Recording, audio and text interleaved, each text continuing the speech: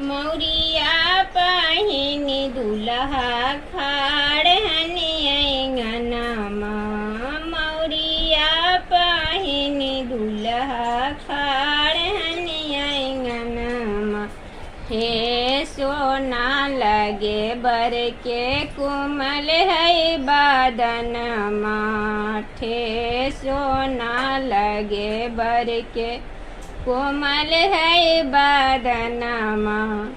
किनी कर बेटा छथिन किनी कर लालनमा।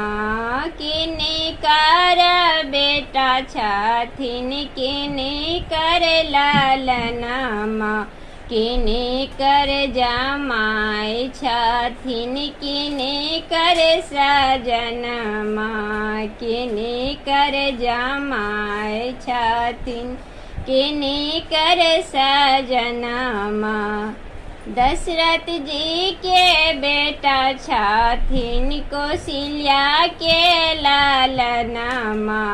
दशरथ जी के बेटा छथिन कौशल्या के लालनमा।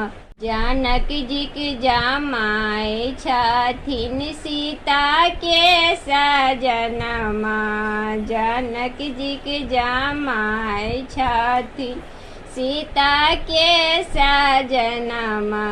मौरिया पहिनी दुल्हा खाड़ हनी अंगनमा।